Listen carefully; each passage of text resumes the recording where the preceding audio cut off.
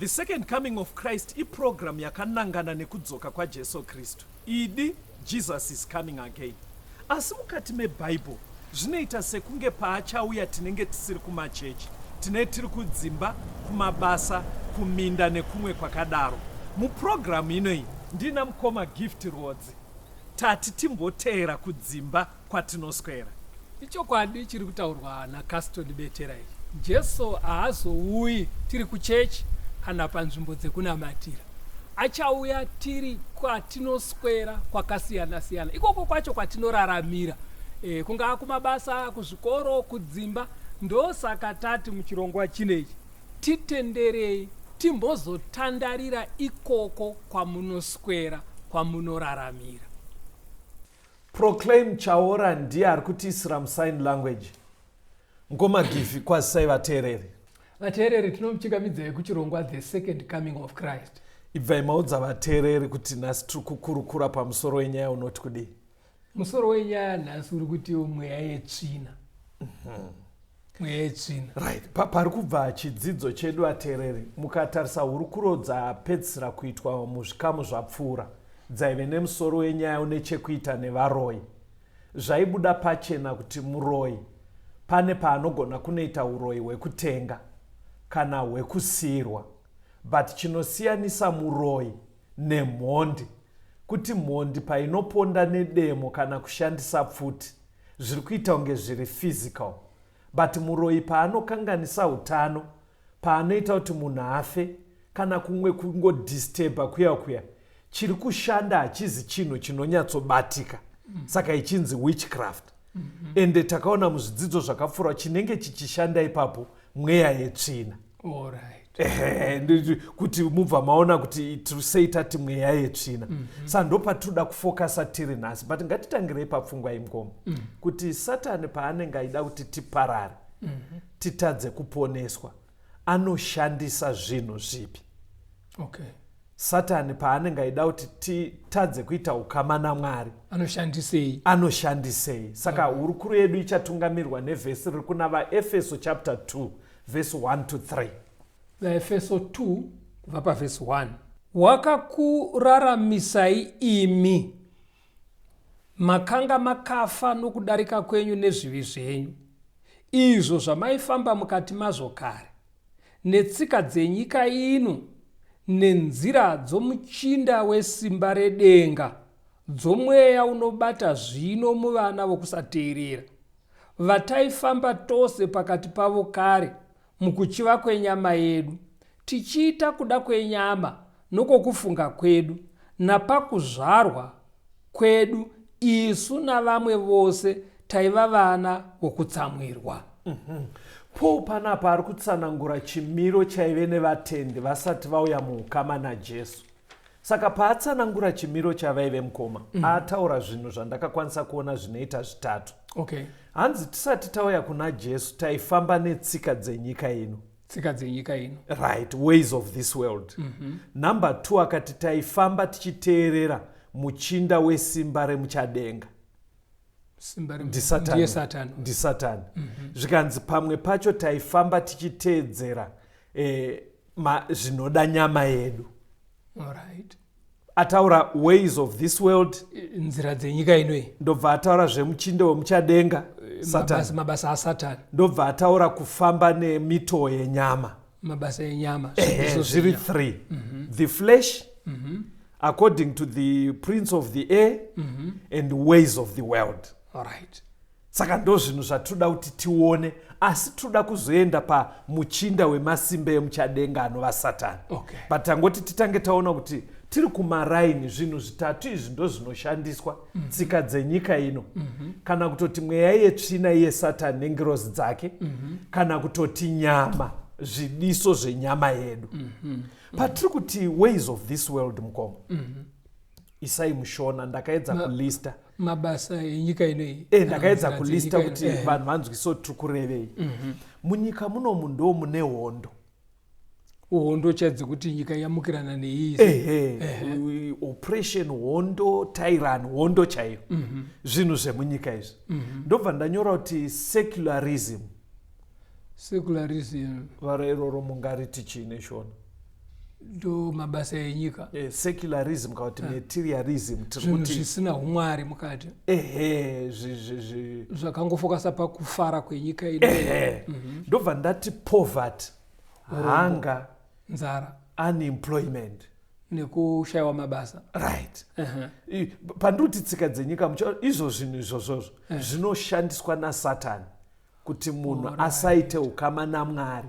Zvikawanzwa zitereki panyika kuti pane hondo, pane secularism, pane poverty, pane hunger, pane unemployment. They work for the good yaSatani.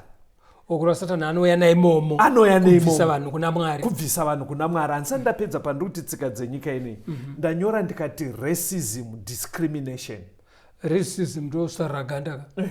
Discrimination rungori rusaruro. Rusaruro, hazvina basa kuti chii chiri kuitwa. Ndobva ndanyora kuti an amoral society isina ma-absolutes. Kana paine vanhu vanogara vasina hunhu. Ndikati vasina ma-absolutes. Ndibatsire ngoma, inini ndonyanya kushandisa. Havana zvimiso zvinovakondrora kuti apa musaite ichi, apa musaite ichi. Mulife yava hakusina chinonzi wrong or right. Hakuna yes or no. Life yavo ndekuti it depends. Chero zvazvaita. It depends kuti situation yakamira sei, because ukamuti nai zvingaite here kuti udanane nemurume wemunhu. Musociety iri kwezvino hakuna answer inonzi yes or no. Inenge yaikunzi it depends. Ndo patiri kuti isociety isina ma-absolute. Ndo tsika dzenyika ino. Patiri kuti prince of the air, Satan nengirozi dzake, tikutorera mweya yetsvina. Ndo patichapedza nguva yakareba tiri.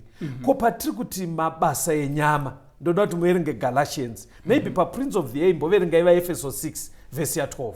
Efeso 6 verse 12. Pavhesi ya 12 iri kuti kudii tinzwe masimba iwayo. Nokuti hatirwi nenyama neropa, asi navabati navane simba, namadzishe enyika erima rino, nemweya yakaipa yedenga. Ndo patiri kuda kusikotenderera nechidzidzo. Ndo patiri kuti mweya yetsvina ndo anzi muteereri, madzishe, vabati, mweya yerima. Ndo pari kunzi hatirwe nenyama neropa. Saka pamweya yetsvina apo ngazvijeke kuti bhaibheri riri kutoti vabati, vane masimba, panzi madzishe. Saka description yacho iri kutoratidza kuti chinhu chine simba ichi. Hachisi chinhu chekungotora njee. Mataurirwo achaita. Tichadzoka ipapo mukoma. Ko chechitatu tati isusu zvidiso zvenyama. Imboverengai Galatians 5 verse 19 to 21. Galatia 5 verse ya 19. Verse ya 19. Zvino mabasa enyama anoonekwa anoti upombwe, netsvina, noutere, nokunamata zvifananidzo, nouroyi, nokuvengana, negakava, negodo, nokutsamwa, nokupesana, nokuparadzana, nedzidziso dzakatsauka, nokugodorana, nokubatwa, nokutamba kwakaipa, nezvinhu zvakadai.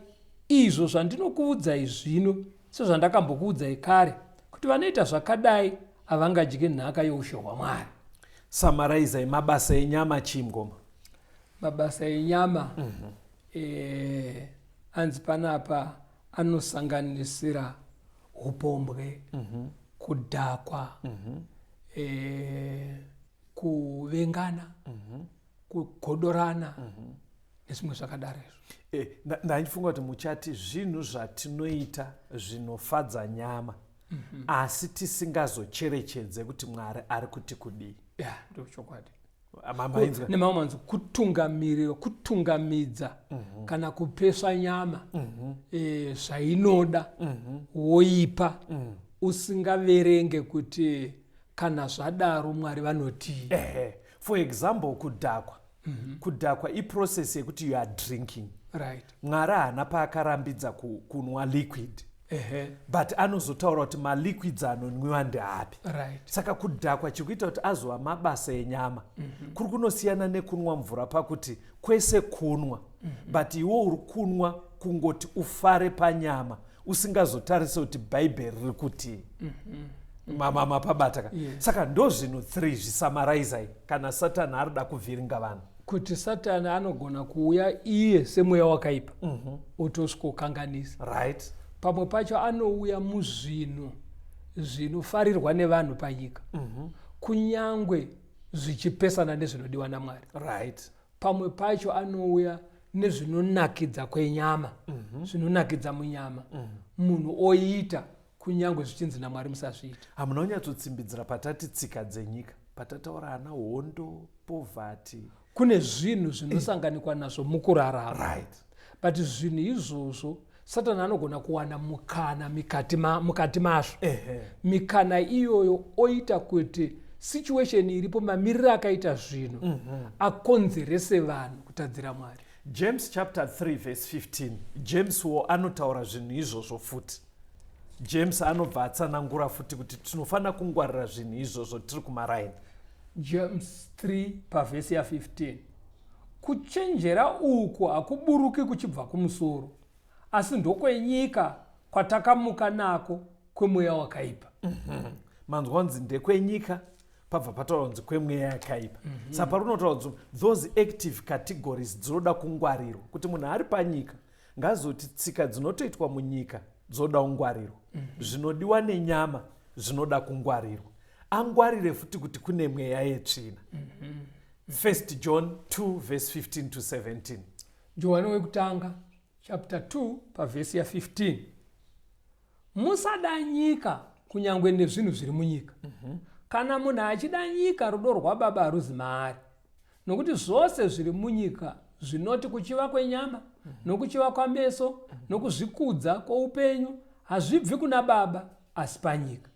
Nyika inopfuura nokuchiva kwayo, asi unoita kuda kwaMwari unogara nokusingaperi. Saka nyika, mweya yetsvina nezvinoda nyama, tinofanira kutsvaka simba kuna Mwari kuti tikunde. Asi chidzidzo chedu pachiri kunanga ndepekuti mweya yetsvina. Saka tichambosendeka tsika dzenyika, tombosendeka zvinodiwa nenyama yedu, tikaona nguva tichazozvidzidza. Saka patiri kusikuenderera mberi tanzwa rwiyo, taakusikofokasa pamweya yetsvina, kuti iyoyo inoda kuonekwa sei, bhaibheri rinoti kudii, tiri kumaraini kwatiri. Rambai muri pachirongwa timbonzwa rwiyo.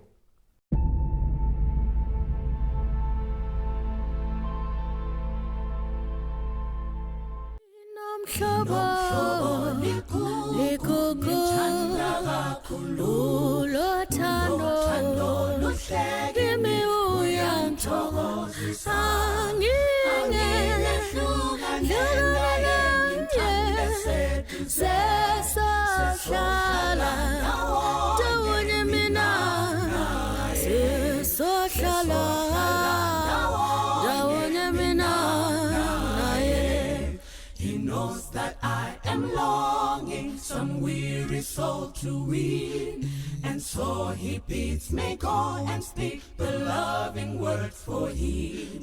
He bids me tell his wondrous love and why he came to die, and so we work together, my Lord and I. And so we work together, my Lord and I. Ndomuudza zvangu zvese, rufaro nenamo, ndomuudza zvinondifadza nezvisingafadzi, anondiudza zvanoda nekuedza kwangu. Tichataura heniti.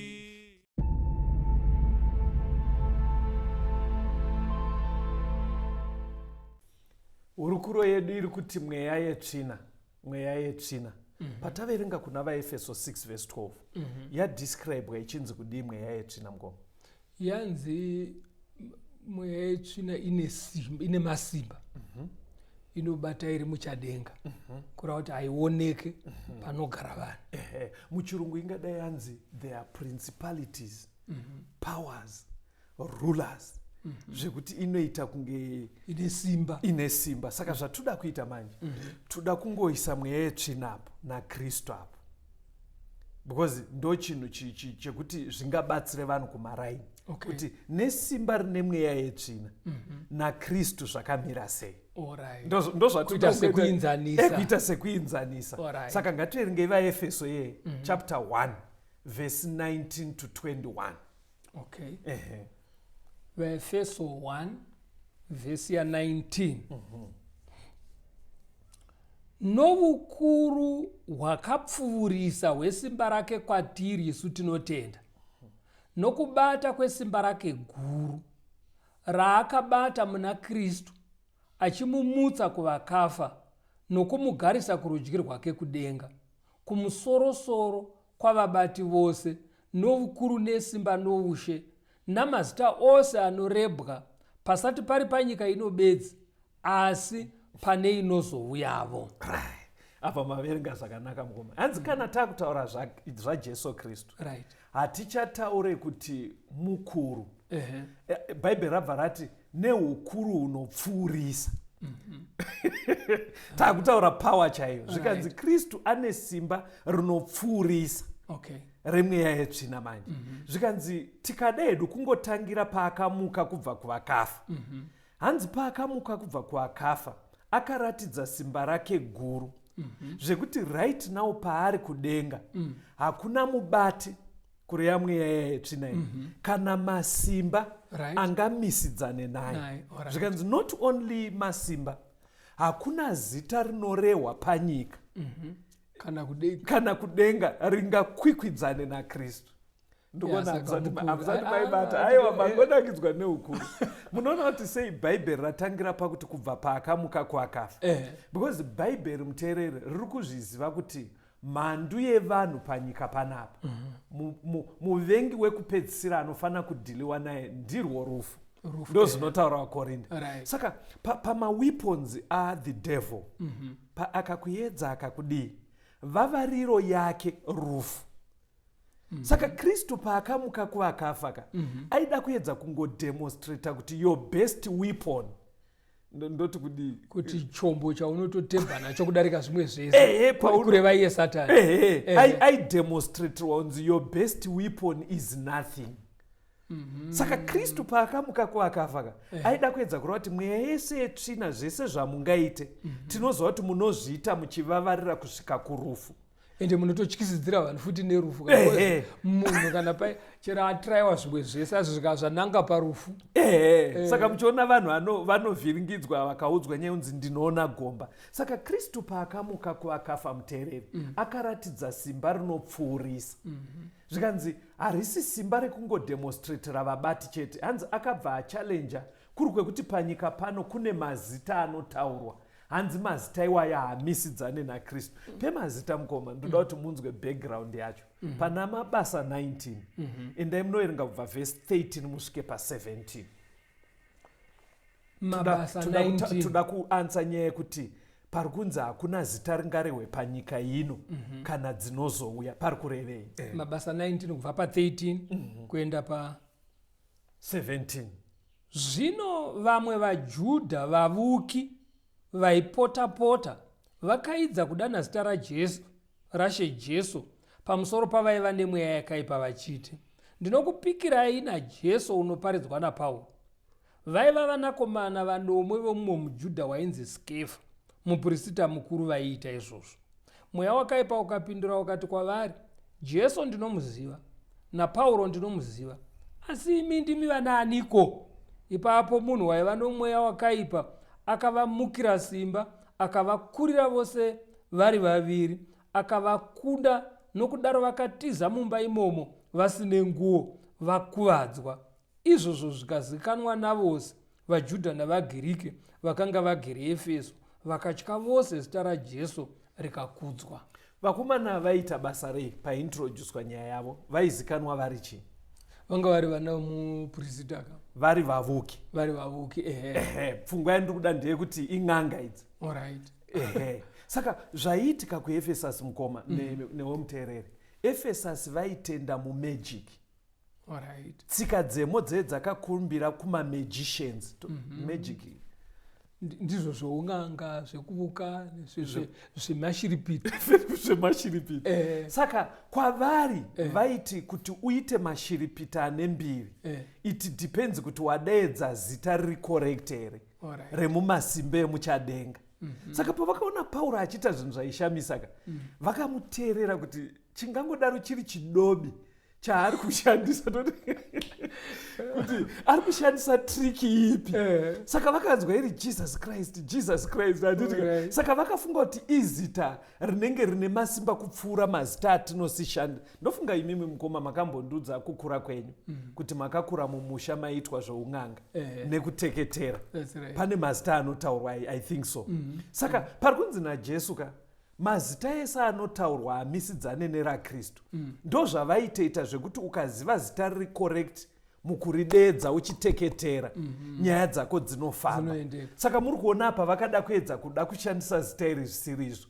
Saka pfungwa iri kubuda mukoma ndeyekuti mweya yetsvina ingashande mumazita api, wedha kuchivanhu, mazita anatetegurani, hanzi mazita iwayo amisidzane naKristu. Isai nemamwe matauriro kuti vanhu vari kumaraini vabate shungu dzechidzidzo ichi. Kuti tine mativi maviri panapa. Satani kune rimwe divi, Kristu kune rimwe divi. Kuna Satani kune simba, kuna Kristu kune simba. Asi pfungwa iri kubuda apa ndeyekuti kuna Kristu kune simba rinopfuurisa kukunda raSatani.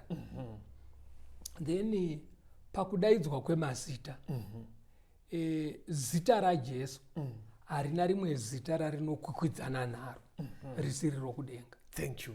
Chatiri kuda kuti chidzidzo ichi achive mukoma chirikuda kupa assurance munhu ari kufunga kuti zvandakapindana nazvo hazvibudiki. Because kune vanhu vanotoita zvimwe zvimaseremoni zvekuti wedha aendwa naye kurwizi kana mubako onzi taura uchiti taura uchiti. Saka anenge achifunga kuti mazita iwayo ndakatoita mhiko mufundisi hazvibudike. Saka zviri kunzi hakuna zita ringarehwe nevanhu ka rekuti ringanzi zita raJesu harichagone kupinginura. Manomanzwa background ka. Kune vamwe futi wekuti ko pastor kana zita rako rakateketererwa muhari. Hazvinei nekuti muhari, parukukwe, mudombo, kurwizi, hazvinei nezvakaitika. Very good. Kana takuuya pazita raJesu. Exactly.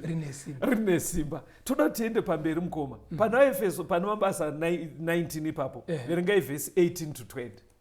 Tiri pana mabasa 19 verse 18. Zvino vazhinji vavakanga vatenda vakauya vakazvireurura nekurondedzera mabasa avo.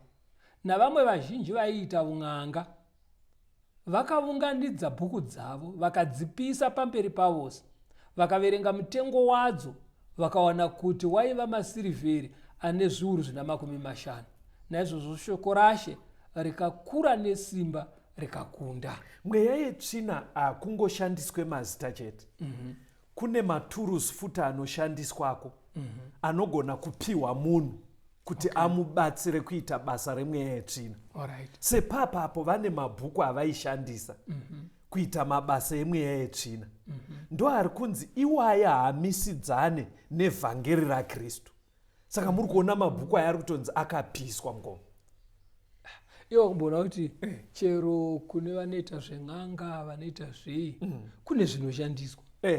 Unobatiswa something. Munhu anogona kubatiswa tsvimbo, munhu anogona kubatiswa kamuti, munhu anogona kubatiswa machira, zvakangosiyana siyana. Saka chidzidzo manje chiri kuti patiri kuti mweya yetsvina iri kushandisa zvinhu izvi kumaraini. Kumaraini ngavazive manje kuti machira iwaya haamisidzane naKristu. Chero tsvimbo idzo. Because kune munhu anenge achiti ndazvinzwa manje ndodii, ndine zvinhu zvandandichishandisa ndingaita sei. Zvinhu izvozvo it's nothing. Kana munhu akauya kuna Jesu. Saka muri kuti imimi mufundisi vachitora muenzaniso wepaEfeso because wepaEfeso vakapisa vachibva muun'anga. Saka muri kukurudzira vateereri kuti kana anga arimo ane zvaainazvo anga amachira kana chii zvaanoshandisa kun'anga kana zvaanoshandisa kukuvuka ngavapise. Hazvina kana problem, hazvina kana chi. Ndakasangana sorry mgomo. Ndakambosangana ndikuona nguva dzedu nemumwe patinechita ufundisi kune imwe nharaunda. Mai ava vanga vamborarama mutsika dzakada kudai dzinoratidza kuti zvaivabatsira mweya yetsvina. Saka mukukurukura navo vanenge venge vakabatsirana nemurume wavo kuita izvi, but murume anga adhi late, anga afa. Saka ndokutsanangura dambudziko ravo ndikati hamuna here zvimwe zvamuchiina zvenyu. Zvikanzi kana ndakapisa zvese tazoita zviya zvinoitwa nevafundisi zvemahome visit, muchishanyirana muchidai, kwakuramba kuchibvunzana. Zvikanzi chinhu 1 bedzi, asi kuti kudaro pastor. Ndikati chii? Zvikanzi pane hembe yavaipfeka vachiti vaakudai. But iyo handinokuirasa, ndakaipeta iri mupilo mandinotsamira. Ndikati aiwa kachindipai zvandakuvhizitira itibva taipisa. Zvikanzi kuti ingangodaro yatadzei. Ndiyo yandoshandisawo kuyeuka murume wangu mufundisi. Aiwa iyoyo handikupei mufundisi. Vakabva varambisisa. Ndakaipeta handiipfeke mufundisi, handina kana chandinoita, ndakangoipeta iri muchipiro mandakaisa zvimwe zvimachira. Zvinoda kupiswa because zvinhu zvanga zvichishandiswa nemweya yetsvina.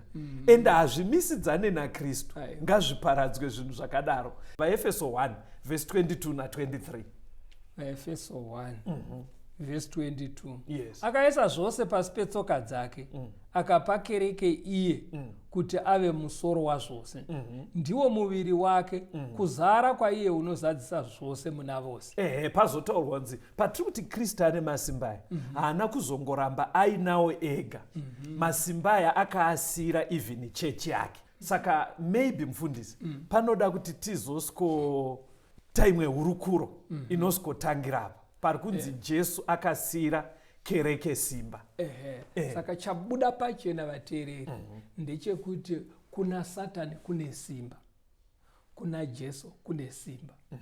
Asi masimba ari kuna Jesu anokunda masimba ese ari kudivi kwa Satani. Hazvinei kuti makaonei nekukura kwazvo nekuvhundutsa kwazvo. Mukauya kuna Jesu mauya chaiko. Hakuna simba rinomirisana nairo. The second coming of Christ vanofara kukuzivisai kuti vakatigadzirira zvidzidzo zvakanangana nezororo reEaster. Musi weFriday 18 April paZTV 9 dzemangwanani kusvika 10, paRadio Zimbabwe 11 mangwanani kusvika na 12. Musi weSaturday 19 April tine zvirongwa zviri paZTV 11 dzemangwanani kusvika na 12 na 5 dzezuva roira to 5:30. paRadio Zimbabwe pane zvirongwa zviri zvakare 7 dzemanheru kusvika na 8 na 8:20 dzemanheru kusvika na 9. Musi weSunday 20 April paZTV pane zvirongwa zviri 10 dzemangwanani to 11 na 4 dzezuva roira kusvika na 5. paRadio Zimbabwe pane zvirongwa zviri zvakare 2 dzemasikati kusvika na 3 na 6:10 dzemanheru kusvika na 7.